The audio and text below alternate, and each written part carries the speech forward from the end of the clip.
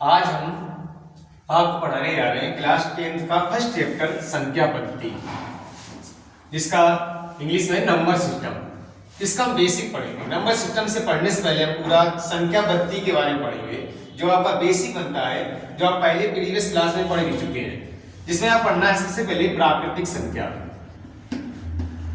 प्राकृतिक संख्या, जिसको इंग्लिश बोलते हैं नेचुरल नंबर।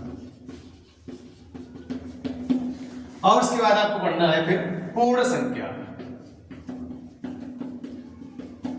जिसको बोलते हैं होल नंबर। Whole number. फिर उसके बाद आप पढ़ेंगे पूर्णांक,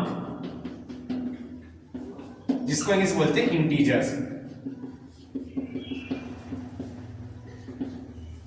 और फिर इसके बाद आप पढ़ना है परमेय संख्या और अपरमेय संख्या। परमेय संख्या और अपरमेय संख्या।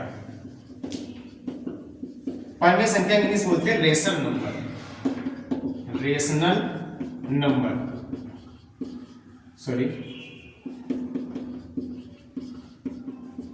और अपरमेय संख्या बोलते हैं इर्रेशनल नंबर।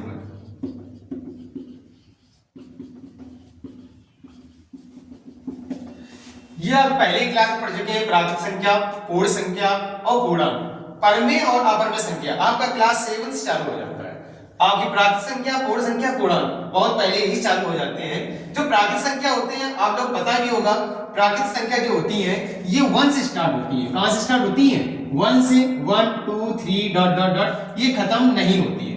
जो इसकी सबसे बड़ी, अगर आपसे प्राकृतिक संख्या पूछी जाए तो सबसे बड़ी प्राकृतिक संख्या होती है 9। सबसे बड़ी कोई भी प्राकृतिक संख्या नहीं होती है। और सबसे छोटी प्राकृतिक संख्या 1 होती है। कितनी होती है? 1। और इसके बाद आता है पूर्ण संख्या।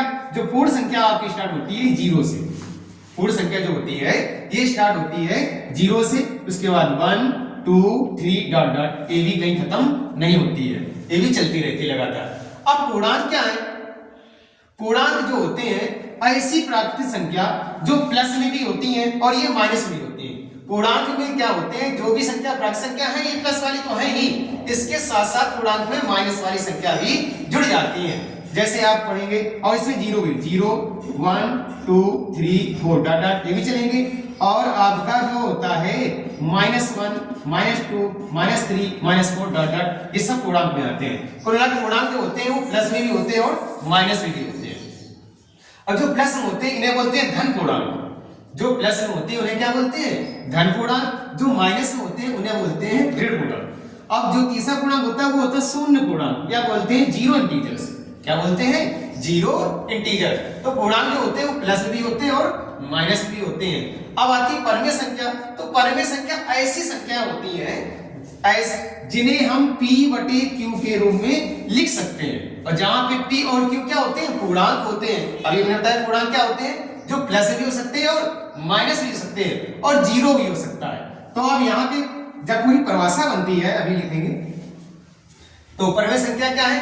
ऐसी संख्या जिन्हें हम P/Q के रूप में लिख सकते हैं, जहां P और Q क्या होते हैं? पूर्णांक होते हैं। लेकिन एक शर्त लगी होती है, Q का मान कभी भी जीरो नहीं हो सकता।